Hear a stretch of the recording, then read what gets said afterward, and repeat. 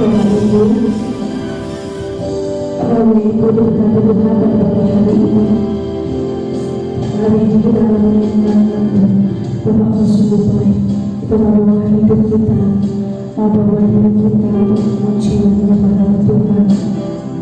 Haleluya Yesus. Haleluya. Kita mengingat kasih Tuhan, mengingat kebaikan Tuhan.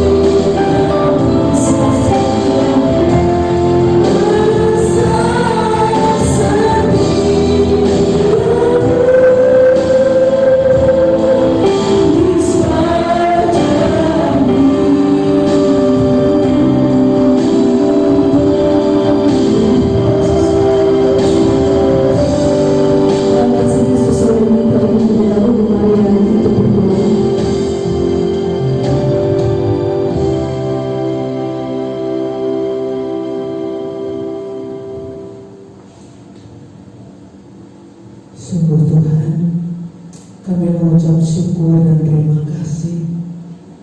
Kasih setia-Mu, rahmat-Mu yang selalu baru tiap hari. Kami mensyukuri segala karya-Mu di dalam hidup kami. Pagi hari ini kami boleh ada sebagaimana kami ada. Kami juga mengucap syukur kemurahan-Mu yang begitu luar biasa. Haleluya, tidak pernah terlambat pertolongan-Mu buat kami umat-Mu ya Tuhan. Olehnya itu Tuhan, biar kami pada pagi hari ini kami boleh mengucap syukur, kami boleh memuji-muji Engkau, kami boleh Tuhan mengagungkan kebesaran-Mu. Karena kami juga merasakan, haleluya, lawatan Tuhan, jamahan Tuhan. Kami boleh selalu mensyukuri segala perbuatan-perbuatan Tuhan yang begitu luar biasa. Pemeliharaan Tuhan, perlindungan Tuhan, penyertaan Tuhan hari lepas hari. Oh haleluya, kami boleh menikmati, kami boleh merasakan, sehingga pagi hari ini kami boleh mensyukuri karena anugerah-Mu. Kami boleh ada sebagaimana ada. Kami menyerahkan ibadah kami pagi hari ini ke dalam tangan Tuhan. Ya kiranya Tuhan, mari Tuhan pimpin dari awal sampai kepada selesainya. Pelayan-pelayan Tuhan yang akan melayani seperti singer, pemain musik, hamba-Mu yang akan menyampaikan firman Tuhan. Kami mohon urapan dari surgawi, biar urapan-Mu Tuhan turun, haleluya, haleluya, sehingga Tuhan ibadah kami pagi hari ini kami benar-benar menjadi berkat untuk seluruh jemaat Tuhan yang mendengarkan, seluruh jemaat Tuhan yang mengikuti dalam ibadah ini.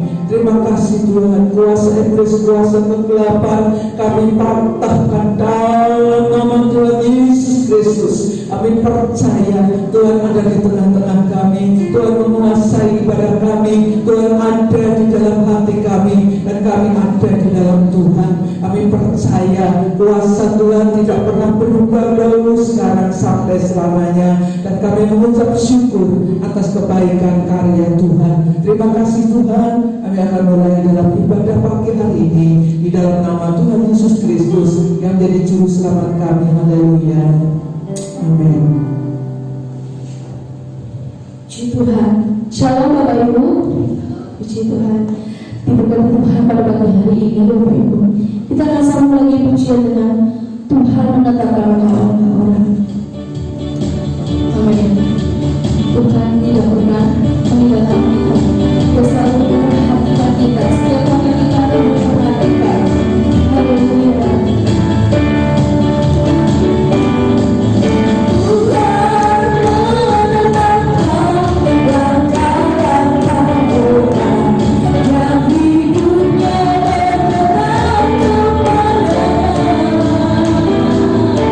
Apa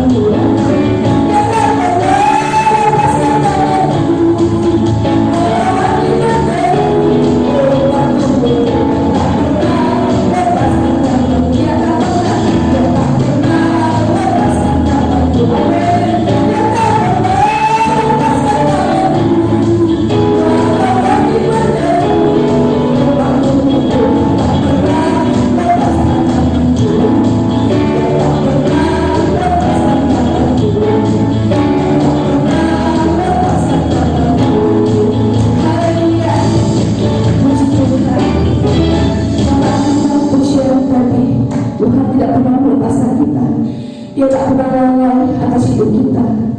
Kita bersama-sama mendengarkan firman Tuhan. Mari kita siapkan hati kita, siapkan pikiran kita, fokus bertuju pada Tuhan, mendengar apa yang diberitakan. Haleluya, Yesus. Yesus Tuhan. Haleluya.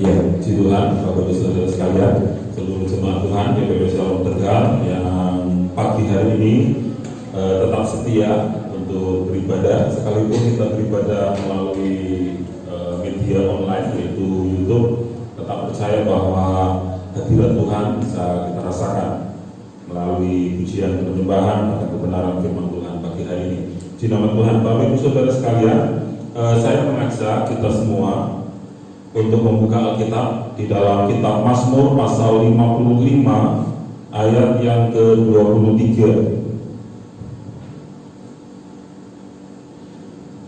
Mazmur pasal 55 ayat yang ke-23.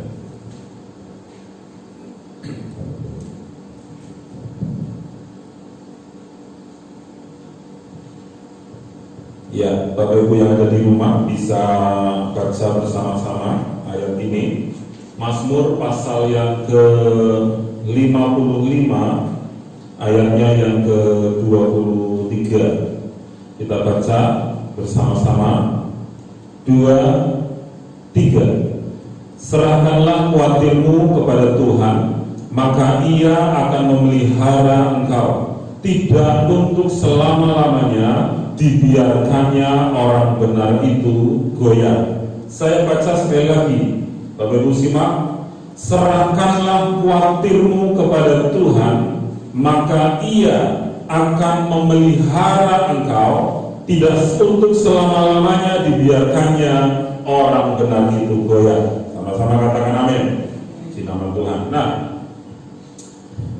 ayat ini ditulis oleh seorang raja yaitu Daud. Nah, kenapa ditulis dengan dimulai atau ditulis dengan kalimat serahkanlah segala khawatirmu? Ya, ayat di dalam 23 tadi, serahkanlah khawatirmu kepada Tuhan. Kalau dari sini saja kita bisa tahu bahwa khawatir itu tidak kenal jabatan. Khawatir itu tidak kenal usia. Khawatir itu tidak kenal status sosial. Khawatir, takut itu tidak kenal orang kaya maupun orang miskin. Semua orang bisa mengalami kekhawatiran. Semua orang bisa mengalami ketakutan. Tidak peduli itu jemaat, tidak peduli itu hamba Tuhan, tidak peduli itu gembala, tidak peduli itu pelayan Tuhan, tidak peduli itu pengurus gereja, tidak peduli dia adalah orang yang kaya, orang miskin, jabatannya tinggi maupun tidak punya jabatan, mereka bisa mengalami kekhawatiran dan ketakutan. Ya, jangan pikir orang yang tidak punya uang itu baru mengalami khawatir. Ternyata orang yang banyak uang atau orang yang punya uang banyak juga ternyata bisa mengalami kekhawatiran. Raja bisa mengalami kekhawatiran enggak? Buktinya Raja Daud mengalami kekhawatiran. Tapi di ayat ini ditulis serahkanlah khawatirmu kepada Tuhan. Jadi tentu saja Daud pernah mengalami khawatir. Daud pernah mengalami ketakutan. Sekalipun kalau kita dengar cerita tentang Daud, mestinya dia orang yang kuat, dia orang yang gagah perkasa, dia orang yang hebat. Tapi ketika Raja Saul hendak membunuh Daud, Daud pun juga mengalami kekhawatiran juga. Padahal dia tentara, dia jago perang, tapi mengalami kekhawatiran.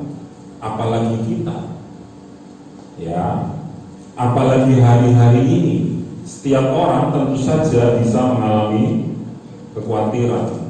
Ya, saya pernah menyebutkan bahwa kekhawatiran itu punya beberapa tingkatan. Kalau di dalam bahasa Inggris biasanya menggunakan kata don't worry, be happy, jangan khawatir. Ya, don't worry, biasa menggunakan kata worry, itu mengandung arti jangan khawatir. Tapi bukan itu sebenarnya yang dimaksud dengan serahkanlah khawatirmu atau jangan kamu khawatir. Itu bukan soal worry, bukan soal kekhawatiran yang biasa saja. Karena Selama kita hidup di dunia dengan situasi yang mudah berubah, dengan hal-hal yang bisa terjadi kapan saja, sedetik kemudian tiba-tiba kita mengalami kekhawatiran, tiba-tiba kita mengalami ketakutan, itu bisa saja, dan itu sering terjadi. Ya. Tapi yang dimaksud dengan serahkanlah khawatirmu itu adalah satu gejala di mana ketika engkau khawatir, engkau kehilangan damai sejahtera, engkau begitu ketakutan sampai engkau tidak bisa merasakan sukacita, engkau tidak bisa berpikir positif, engkau tidak bisa kemudian bersemangat, engkau tiba-tiba putus asa, engkau ingin bunuh diri, engkau kemudian merasa tidak berguna, engkau merasa hidupmu sia-sia. Itu kekhawatiran yang kalau di dalam istilah bahasa Inggris disebut dengan anxiety. Dalam tahap seperti itu sudah tahap yang mengkhawatirkan, yang mengkhawatirkan, itu tahap yang parah, khawatir yang parah. Jadi kira-kira kita sudah di tahap yang mana? Kita khawatir besok tidak bisa makan, itu saya pikir itu hanya worry saja. Ya, tapi kalau sudah terlalu berat, kemudian damai sejahteramu hilang, engkau putus asa, engkau kemudian kecewa, engkau gagal untuk menyemangati dirimu sendiri, engkau sampai kemudian pada titik hidupku sia-sia, itu khawatir. Yang sudah firman Tuhan katakan, serahkanlah itu, serahkanlah khawatirmu itu kepada Tuhan, maka Ia yang akan memelihara kamu. Nah, dalam hidup ada saatnya di mana kita harus berserah, memang harus berserah kepada Tuhan. Tidak selamanya dengan kekuatan kita, dengan keterbatasan kita, dengan kemampuan, dengan pengalaman kita, kemudian kita bisa terus berjalan baik-baik saja. Saya yakin tidak mungkin.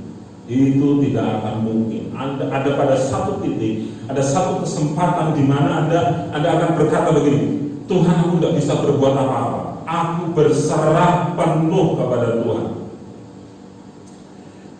Karena apa? Karena keterbatasan kita, karena kelemahan kita, itu membuat kita juga tidak bisa memahami semua situasi yang terjadi dalam hidup ini. Tidak usah jauh-jauh, sudah 2 bulan atau ya hampir 2 bulan kita mengalami situasi yang seperti ini dan tidak habis pikir bisa terjadi seperti ini. Ya. Saya tidak tahu apakah nanti gaya hidup, pola hidup beribadah nanti kemudian juga akan mengalami shifting atau pergeseran. Saya juga tidak tahu. Tapi suatu saat saya berkata kepada teman saya begini, mau tidak mau ada virus ini atau tidak ada virus ini, mau tidak mau kita dituntut untuk hidup bersih.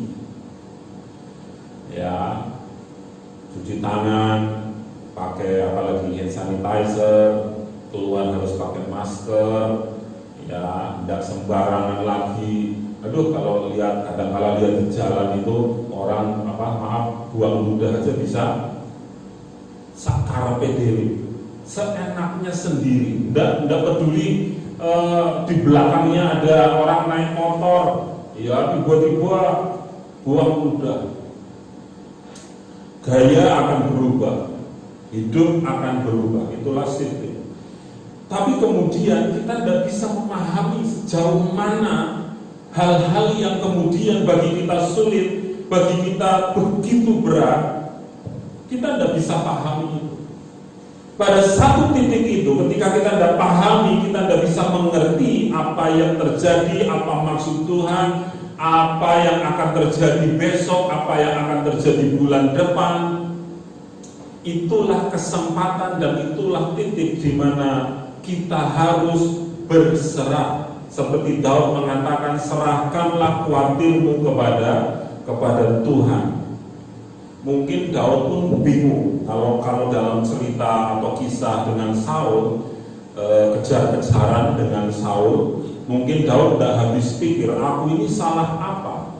Ya, aku sudah memimpin banyak peperangan, tapi kenapa aku hendak dibunuh juga oleh Raja Saul? Segitunyakah Raja Saul membenci aku? Mungkin ada banyak tanda tanya. Kemudian memunculkan kekhawatiran dan ketakutan. Tapi itulah kesempatan bahwa kita terbatas. Untuk itu perlu bagi kita untuk berserah kepada Tuhan. Disitulah kita menyadari bahwa Tuhan, aku butuh Engkau lebih dari apapun. Aku tidak bisa memahami setiap masalah persoalan ini. Aku tidak bisa mengerti apa yang terjadi hari-hari ini. Dan aku tidak mengerti esok akan terjadi apa. Aku tidak akan mengerti, aku tidak bisa mengerti bulan depan bagaimana, tahun depan bagaimana. Kita butuh campur tangan Tuhan. Untuk itu pagi hari ini kita bisa katakan kepada Tuhan, Tuhan, aku serahkan dan aku berserah penuh kepada Tuhan. Artinya kita memahami keterbatasan dan kekurangan kita. Pada saat kita berserah kepada Tuhan, itu artinya kita akan menyerahkan sepenuhnya kepada Tuhan. Semua beban, semua persoalan, semua masalah, semua pergumulan-pergumulan dalam hidup kita, itu kita serahkan kepada Tuhan. Dan kemudian kita menikmati kedamaian, sukacita di dalam Tuhan, tanpa harus tahu, tanpa harus mengerti bagaimana dan apa cara Tuhan menolong kita.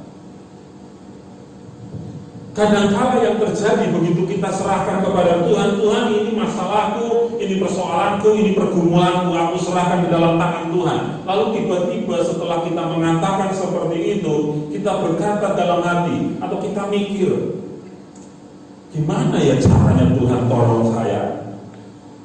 Loh, kalau sudah diserahkan kepada Tuhan, ya sudah, biarkan Tuhan yang bekerja. Betul tak? Tapi kan kenyataannya kadang-kala kita masih, kalau kita berdoa, Tuhan tolong saya serahkan semua pergumulan hidup saya, semua kebutuhan selama 1 bulan ini ke dalam tangan Tuhan. Apa yang menjadi kekurangan saya serahkan semua ke dalam tangan Tuhan. Haleluya, amin. Baru bilang amin, mungkin baru keluar gereja, baru keluar dari kamar, kita mulai mikir, cara Tuhan gimana ya? Bisa enggak ya Tuhan tolong saya? Saya mampu enggak ya? Gimana caranya ya? Nah, itu kita berserah, tapi masih mempertanyakan Tuhan.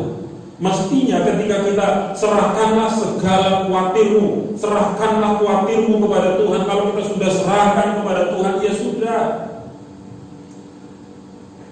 Biarkan Tuhan bekerja dengan caranya, biarkan Tuhan bekerja dengan waktunya. Karena kalau kita mau memahami Tuhan, kalau kita mau mengerti cara-cara Tuhan menolong kita, itu ya kita pusing 7 keliling untuk mikir itu semua. Nah, firman Tuhan mengatakan apa? Rancanganku bukanlah rancanganmu. Ya, seperti tingginya langit. Bayangkan, Anda tidak bisa mengukur langit. Jadi jangan berpikir rencana Tuhan, rencanaku, rencananya Tuhan. Begitu kita berkata, Tuhan, aku serahkan semuanya ke dalam tangan Tuhan, maka izinkan Tuhan dan biarkan Tuhan bekerja dengan caranya, bekerja dalam masanya, dalam waktunya. Kita nikmati saja hadirat Tuhan, kita nikmati saja damai sejahtera, dan kita nikmati saja sukacita. Oh, Tuhan pasti tolong saya. Sekalipun kita tidak ngerti bagaimana nanti cara Tuhan tolong kita, sekalipun kita tidak paham bagaimana Tuhan bisa tolong saya. Saya mau katakan, pikir saja bahwa Tuhan 1001 cara, punya 1001 cara untuk menolong Anda. Jadi tidak usah hitung 1 sampai 1001. Pokoknya Tuhan sanggup menolong Anda. Titik, selesai. Serahkan saja. Kan perintahnya atau kalimat ayat yang mengatakan, serahkanlah khawatirmu kepada Tuhan, maka Ia akan memelihara engkau. Bagaimana cara Tuhan memelihara kita? Itu urusannya Tuhan. Tuhan bisa pakai siapa saja, Tuhan bisa pakai apa saja untuk memelihara umatnya. Tuhan bisa gunakan apa saja. Tuhan punya semua sumber daya yang bisa dikerahkannya kapan saja untuk menolong kita. untuk memelihara kita. Amin. Kuncinya kalau sudah berserah, sudah selesai. Serahkan saja sama Tuhan. Tuhan yang bekerja, caranya Tuhan, waktunya Tuhan. Nah, pada saat kita bisa berkata, Tuhan, aku serahkan semua pergumulan-pergumulanku, atau ketika pada satu saat di mana kita sudah, Tuhan, aku berserah penuh kepada Tuhan, Tuhan, aku serahkan semuanya ke dalam tangan-Mu Tuhan, maka paling tidak kita bisa belajar 3 hal. Yang pertama, pelajaran yang bisa kita terima pada saat kita berserah diri itu adalah percaya penuh. Anda kalau sudah berserah diri mestinya percaya penuh. Contohnya, kalau Anda menyerahkan sebuah tugas kepada siapapun juga, Anda pasti minimal percaya bahwa orang tersebut bisa mengerjakannya. Betul tak? Apalagi kalau kita berserah kepada Tuhan, masa kita ragu sama Tuhan? Kalau kita sudah percayakan, kalau kita sudah serahkan kepada Tuhan, Anda percaya enggak kepada Tuhan? Halo? Kalau sudah diserahkan kepada Tuhan, itu artinya Anda sedang percaya bahwa pribadi yang diserahi semua beban pergumulan masalahmu itu sanggup menolongmu. Coba kita lihat Mazmur pasal 37 ayat 7 bagian yang A. Mazmur pasal 37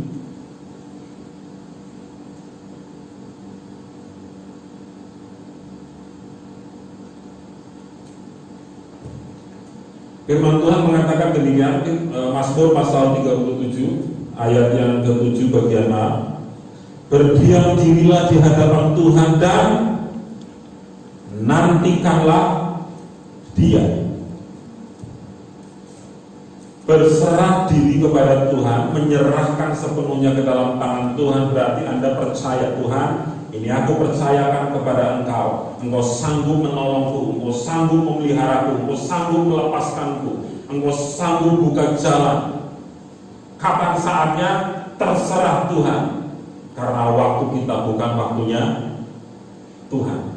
Tapi yang jelas seperti pujian mengatakan, waktu Tuhan pasti waktu yang terbaik, waktu yang tepat, tidak pernah meleset. Amin. Di nama Tuhan. Salah satu contohnya, berulang kali saya kayaknya ada bosan sekali menyebut satu tokoh ini, yaitu apa? Siapa? Abraham. Ya, karena memang dia akan dikenal sebagai bapak orang percaya. Abraham begitu percaya, dia seperti menyerahkan dirinya. Dia seperti menyerahkan hidupnya ke dalam tangan Tuhan. Bayangkan ketika dia mendengar firman Tuhan yang berkata, Abraham, keluarlah dari tanah kelahiranmu, keluarlah dari rumahmu, pergilah ke satu tempat yang akan aku tunjukkan kepadamu. Dia begitu percaya kepada Tuhan. Dia mempercayakan hidupnya sepenuhnya kepada Tuhan. Dia berserah penuh kepada Tuhan. Kalau saya ditanya, Yonatan, pergilah dari Tegal ke satu tempat yang akan kutunjukkan kepadamu. Saya akan tanya dulu sama Tuhan, Tuhan, lewat mana? Halo? Logikanya kan seperti itu. Saya disuruh pergi kemana Tuhan? Lewatnya mana? Kalau misalkan ada kejelasan, kamu pergi ke Semarang, aduh, enak sekali hidup saya, tinggal pilih mau naik apa, naik bis, naik kereta, mau naik kendaraan pribadi, mau naik motor, mau jalan kaki, ya terserah. Tapi kan sudah tahu tujuannya. Lah ini mempercayakan diri kepada Tuhan, berserah diri kepada Tuhan, tapi dia tidak tahu tujuannya kemana, mau nanti bagaimana hidupnya. Coba kalimat perintah itu ditujukan kepada Anda misalnya, apa yang akan Anda lakukan? Miss, Ica, pergilah dari Dampiak ke tempat yang akan aku tunjukkan kepadamu. Kamu pasti tanya, mau kemana Tuhan? Lewat mana?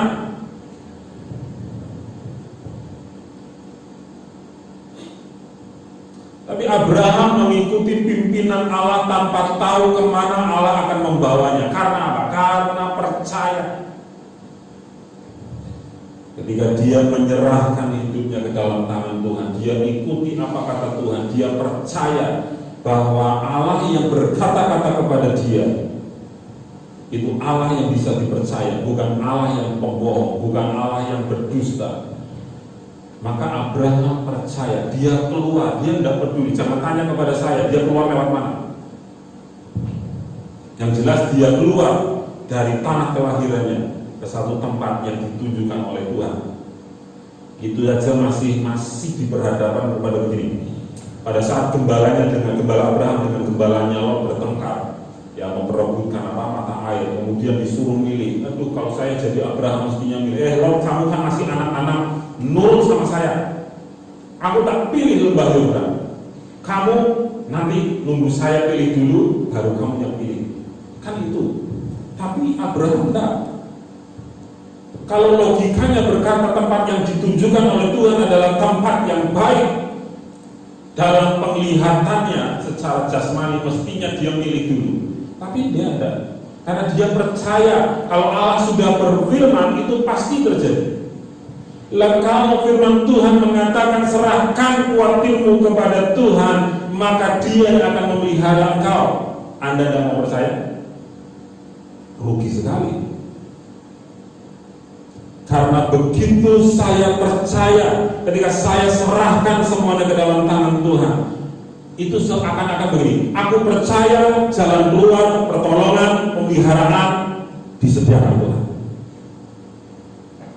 Percaya. Jadi kalau berserah diri, Anda tidak bisa lari dari kata ini, percaya. Kalau Anda sedang menyerahkan pergumulanmu ke dalam tangan Tuhan, cukup percaya kepada Tuhan, Dia akan kasih jalan keluar. Amin.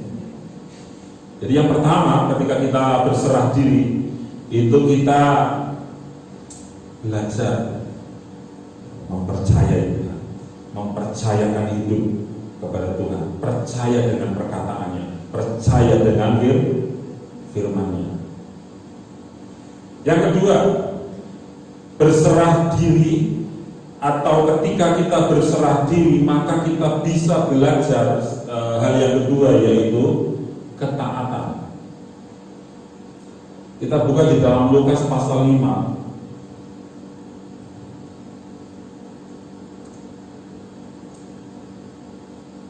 Lukas pasal 5 ayat yang keempat sampai dengan ayat yang ke-7. Lukas pasal 5 ayat 4 sampai dengan ayat yang ke-7. Demikian firman Tuhan. Setelah selesai berbicara, ia berkata kepada Simon, bertolaklah ke tempat yang dalam dan tebarkanlah jalamu untuk menangkap ikan. Simon menjawab, Guru, telah sepanjang malam kami bekerja keras dan kami tidak menangkap apa-apa. Tetapi karena Engkau menyuruhnya, aku akan menebarkan jala juga. Dan setelah mereka melakukannya, mereka menangkap sejumlah besar ikan sehingga jala mereka mulai koyak. Lalu mereka memberi isyarat kepada teman-temannya di perahu yang lain supaya mereka datang membantunya, dan mereka itu datang, lalu mereka bersama-sama mengisi kedua perahu itu dengan ikan hingga hampir tenggelam. Kalau kita sudah berserah diri kepada Tuhan, kalau kita sudah menyerahkan kekhawatiran kita kepada Tuhan, maka belajarlah untuk taat. Kita lihat peristiwa ketika Simon Petrus, ini peristiwa terjadi setelah Yesus mati di kayu salib.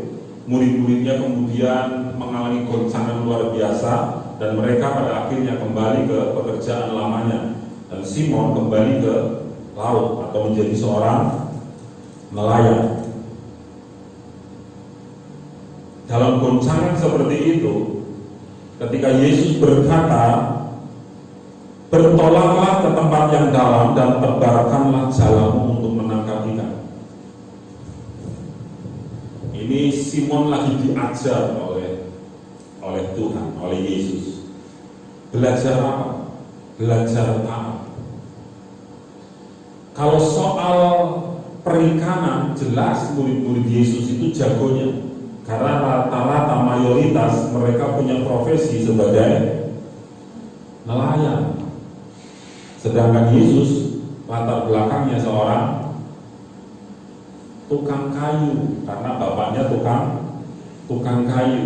Kalau Yesus bikin kursi, bikin meja itu mahir, tentu saja, karena ayahnya seorang tukang kayu. Tapi ngomong soal ikan, Simon jagonya. Tapi ketika Yesus berkata, bertolak ke tempat yang dalam dan tebarkan jalamu, Simon berkata, Guru, sepanjang malam kami bekerja keras dan kami tidak menangkap apa-apa. Ini situasinya berarti sudah siang, menjelang siang. Karena apa? Simon sudah sepanjang malam, mungkin semalaman dia tebar jala, dia lempar ke kanan, dia lempar ke kiri, tapi tidak dapat apa-apa. Firman Tuhan mengatakan apa? Dan kami tidak menangkap apa-apa, satu pun tidak tertangkap.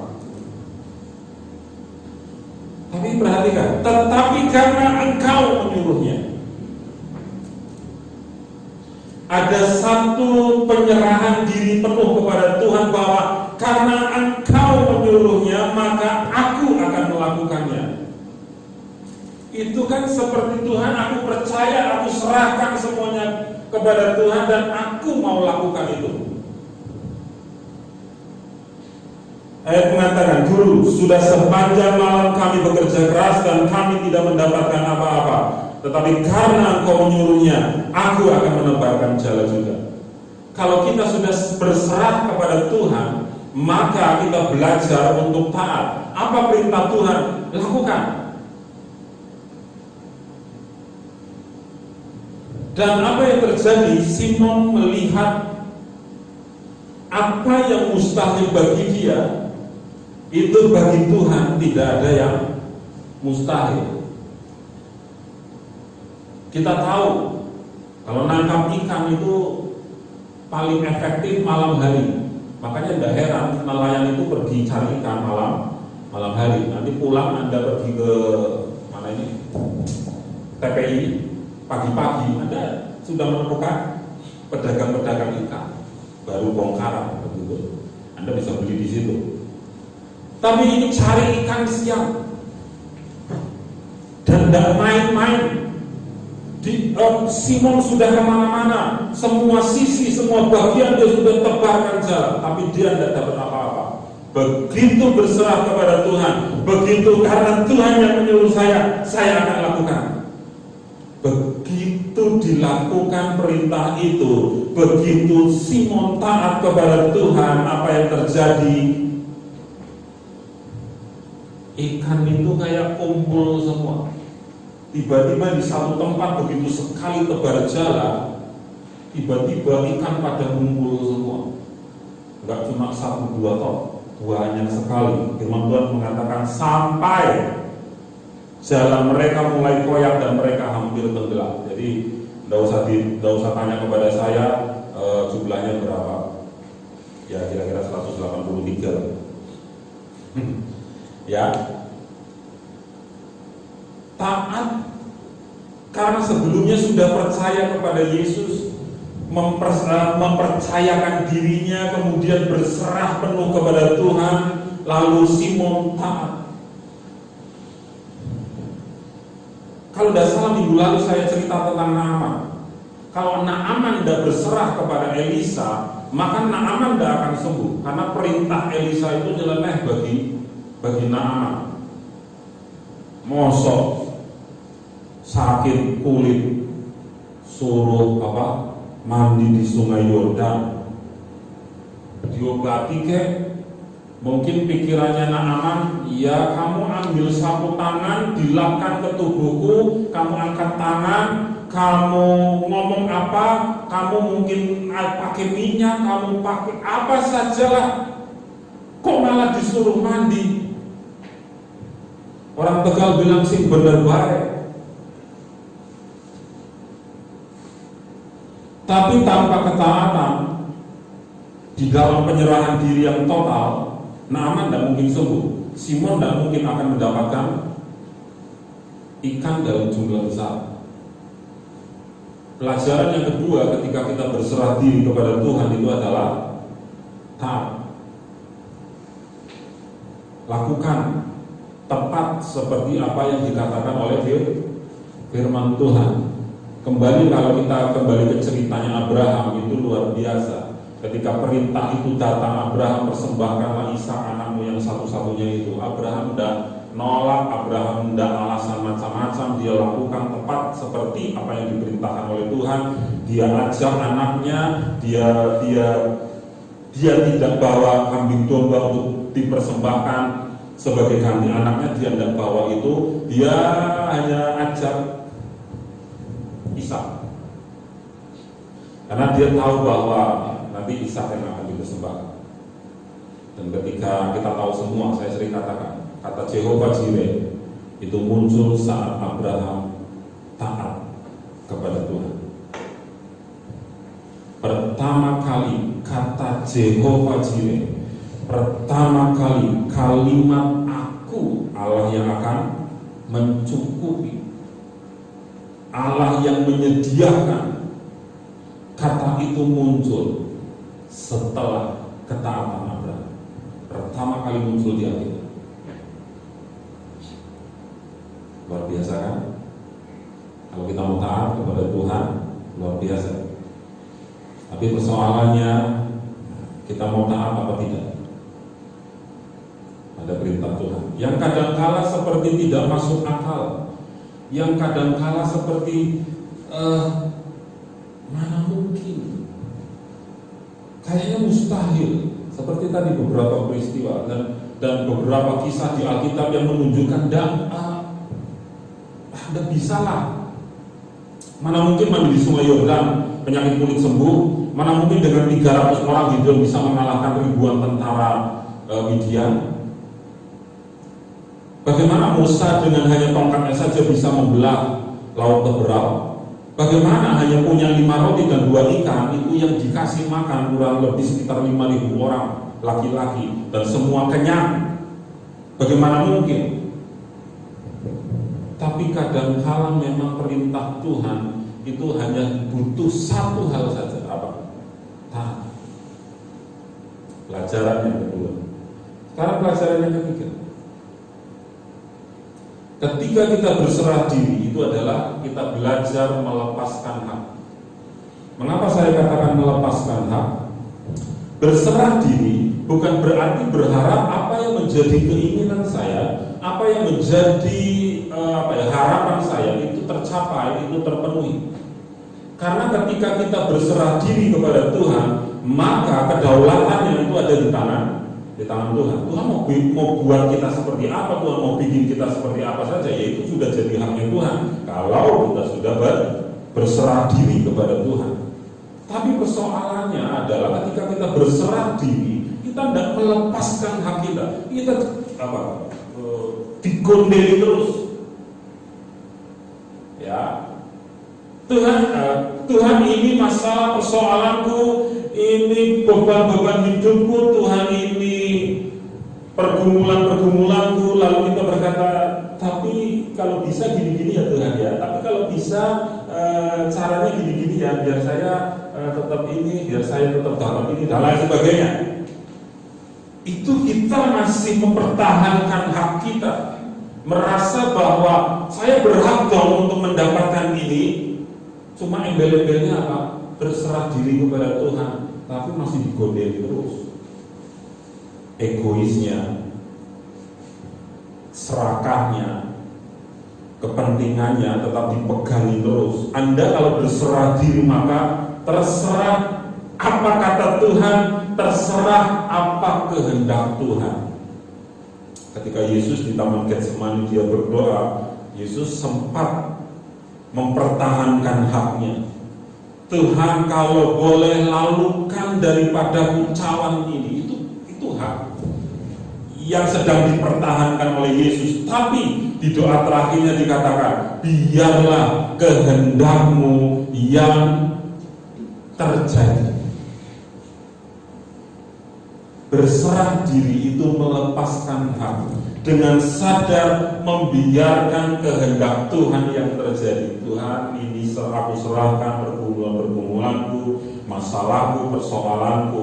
Terserah Tuhan mau buat seperti apa hidupku, Tuhan mau memproses seperti apa hidupku, terserah Tuhan. Itu melepaskan hak. Berserah diri itu berarti kita melepaskan hak kita. Yang harusnya saya punya impian, saya punya harapan, saya punya keinginan, sekarang kehendakmu yang jadi Tuhan. Aku lepaskan hakku, kehendakmu yang terjadi. Dan ini peperangan, karena sifat manusia itu tentu saja mementingkan dirinya sendiri. Istilahnya, tidak mau rugi. Kita ngomong berserah kepada Tuhan, tapi peperangannya terjadi ke dagingan kita. Mau tidak melepaskan kepentingan-kepentingan kita? Mau tidak diproses untuk tidak egois dengan keinginan-keinginan kita? Mau tidak diproses untuk tidak serakah?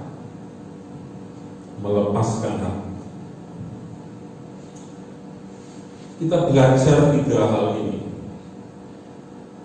dari ayat peristiwa ketika Daud berkata, serahkanlah khawatirmu kepada Tuhan. Kita belajar yang pertama, belajar percaya. Yang kedua, kita belajar taat. Dan yang ketiga, kita belajar melepaskan hak. Ayat ini Mazmur 55 ayat 23. Ulangi lagi, baca lagi. Ya, buka Alkitab, baca. Jemaat yang ada di rumah, buka Alkitabmu, Mazmur pasal 55 ayat 23. Dengan percaya, lalu kau belajar taat, dan kau melepaskan hakmu, membiarkan semua kehendak Tuhan yang terjadi. Baca ayat ini. Ya, baca Mazmur 55 ayat 23. 23. Serahkanlah khawatirmu kepada Tuhan, maka Ia akan memelihara engkau. Tidak untuk selama-lamanya dibiarkannya orang benar itu goyah. Ketika Anda belajar percaya, ketika Anda belajar taat, ketika Anda menyerahkan hak Anda dan membiarkan kehendak Tuhan yang terjadi atas hidupmu, percayalah, ayat firman Tuhan mengatakan, maka Ia yang akan memelihara engkau.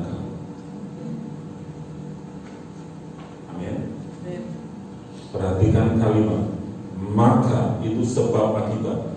Maka Ia akan memelihara engkau. Anda mau dipelihara oleh Tuhan? Hari-hari seperti ini, mau tidak engkau dipelihara oleh Tuhan? Serahkan kepada Tuhan.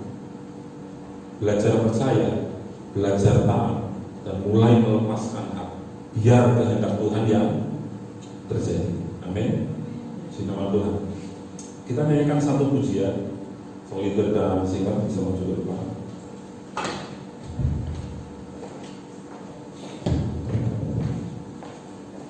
Ku percaya janji.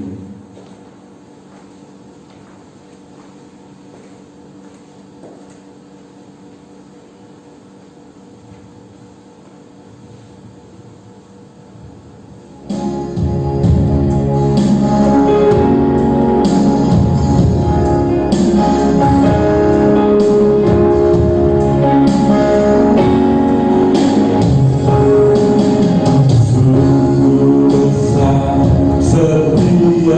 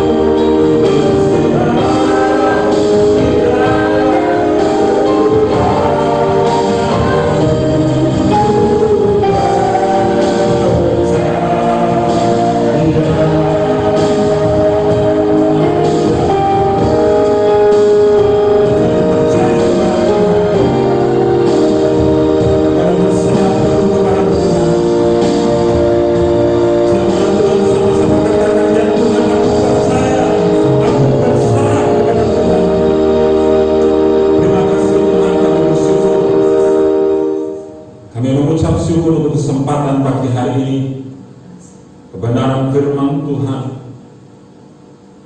menegur kami supaya kami tidak khawatir, supaya kami tidak takut. Justru kami serahkan khawatir kami serahkan ketakutan kami akan keadaan-keadaan, akan situasi-situasi menakutkan hari ini, atas semua kondisi yang menghimpit kami hari-hari ini ke dalam tangan Tuhan. Karena firman Tuhan katakan, serahkanlah khawatirmu kepada Tuhan, maka Ia akan memelihara hidupmu. Engkau tegur kami supaya kami benar-benar berserah kepada Tuhan, supaya kami di dalam penyerahan diri kami kepada Tuhan, kami belajar percaya, supaya kami belajar taat, bahkan supaya kami melepaskan hak kami, supaya kami tidak mementingkan diri kami, supaya kami tidak egois, supaya kami tidak serakah, dan membiarkan Tuhan bekerja dengan cara Tuhan, dalam rangka atau dalam tempo, dalam waktu, dalam masanya Tuhan. Karena kami tahu bahwa Tuhan bekerja tepat pada waktunya, tidak pernah terlalu cepat, tidak pernah terlalu lambat. Tepat pada waktunya Tuhan bekerja. Kalau kami serahkan segala khawatir kami kepada Tuhan, hari-hari ini kami serahkan segala kekhawatiran kami. Jemaat Tuhan, engkau yang hari-hari ini mengalami kekhawatiran luar biasa, sampai engkau tidak bisa mengalami damai sejahtera, sampai engkau kecewa, sampai engkau kehilangan sukacita, hari ini engkau harus bertobat. Serahkan semuanya ke dalam tangan Tuhan. Tuhan sanggup menolong engkau. Tuhan sanggup dengan caranya yang ajaib, sanggup memelihara hidupmu. Naikkan doamu kepada Tuhan. Apa saja pergumulan-pergumulan hidupmu, apa saja yang membuat engkau takut, apa saja yang membuat engkau khawatir, serahkan kepada Tuhan. Izinkan atau biarkan Tuhan menolongmu dengan caranya. Lepaskan hak keinginanmu, kepentinganmu, lepaskan itu semua. Biarkan Tuhan yang bekerja. Bagaimana caranya Tuhan yang tahu, kapan saatnya Tuhan cuma yang tahu. Haleluya. Jemaat Tuhan yang ada di rumah masing-masing, engkau yang berbeban berat, engkau yang sedang dalam kekhawatiran, engkau yang sedang dalam ketakutan, letakkan tangan kananmu di dada. Saya akan membacakan kebenaran firman Tuhan di dalam Mazmur pasal 55 ayat 23. Dan pada saat saya membacakan ayat ini, serahkan semua pergumulan-pergumulanmu kepada Tuhan. Serahkan. Letakkan itu di tangan Tuhan, letakkan itu di bawah kaki Tuhan, serahkan semuanya, serahkan semuanya. Firman Tuhan mengatakan demikian, serahkanlah khawatirmu kepada Tuhan, maka Ia akan memelihara engkau. Hari ini Tuhan, aku serahkan segala pergumulan-pergumulan, semua kekhawatiran tentang masa depan, semua ketakutan tentang apa yang belum bisa aku lihat, belum bisa aku pahami, belum bisa aku mengerti. Aku bawa, aku serahkan ke dalam tangan Tuhan. Aku serahkan semuanya ke dalam tangan Tuhan. Aku percaya, aku belajar taat, aku melepaskan hak kepentinganku semuanya ke dalam tangan Tuhan, dan aku izinkan Tuhan bekerja dengan cara Tuhan yang ajaib. Terima kasih Bapak, terima kasih Tuhan. Kami mengucap syukur. Janji-Mu ya dan amin. Mulai hari ini ketika kami menyerahkan semua kekhawatiran kami tidak dipusingkan lagi dengan pikiran bagaimana cara Tuhan menolong, bagaimana jalan dibukakan. Kami tidak mau ambil pusing itu semua. Tuhan yang sudah bekerja buat kami, dan kami imani ayat ini bahwa Tuhan akan memelihara hidup kami hari ini, detik ini juga, sampai kepada besok, bulan berikutnya, tahun berikutnya, sampai selama-lamanya. Di dalam situasi yang tidak pasti, Tuhan kasih kepastian dalam hidupmu. Jemaat Tuhan, kau tidak usah takut, kau tidak usah khawatir. Janji Tuhan ya dan amin. Hari ini Tuhan sedang berbicara secara pribadi kepada engkau, bahwa kalau kau mau serahkan khawatirmu kepada Tuhan, maka Ia akan memelihara hidup. Kami bersyukur dan terima kasih untuk kebenaran firman Tuhan pagi hari ini. Tidak akan sia-sia apa yang kami baca, apa yang kami renungkan, apa yang kami dengarkan pada pagi hari ini. Firman Tuhan menolong dan memberkati hidup kami. Di dalam nama Tuhan Yesus Kristus. Kami berdoa dan mengucap syukur. Haleluya. Amin. Tuhan Yesus memberkati Bapak Ibu Saudara sekalian. Pagi hari ini saya yakin percaya kita semua tetap ada di dalam perlindungan Tuhan. Untuk Bapak Ibu yang membutuhkan bantuan doa, jangan sungkan-sungkan untuk menghubungi saya, baik di grup maupun secara pribadi. Hubungi saya dan saya tetap akan datang untuk melayani Bapak Ibu Saudara sekalian. Baik, puji nama Tuhan. Kita akhiri ibadah kita pada pagi hari ini. Kembali kita berdoa kepada Tuhan. Bapa Surgawi, Tuhan kami yang hidup, Tuhan yang memperhatikan kami, Tuhan yang memperdulikan kami. Pada kesempatan pagi hari ini kami datang kepada Tuhan, membawa ucapan syukur kami, membawa ucapan terima kasih kami kepada Tuhan. Bagaimana kami melihat penyertaan Tuhan, pemeliharaan Tuhan atas hidup kami hari demi hari, di situasi yang tidak memungkinkan, di situasi ekonomi yang terus bergejolak. Kami yakin, kami percaya Tuhan tidak tinggal diam. Tuhan pasti akan menolong kami dan Tuhan pasti akan memelihara hidup kami seperti janji Tuhan. Kami pegang janji Tuhan, ya dan amin bagi kami yang mau percaya, mau taat dan melepaskan hak-hak kami. Terima kasih Bapak, terima kasih seluruh jemaat Tuhan yang pagi hari ini mereka dengan setia beribadah kepada Tuhan sekalipun melalui media sosial yaitu YouTube. Kami percaya mereka boleh merasakan damai sejahtera, mereka boleh merasakan sukacita, mereka boleh dikuatkan, dihibur, mereka boleh menikmati mujizat Tuhan terjadi dalam hidup mereka. Engkau pilih jemaat Tuhan satu persatu dimanapun mereka berada.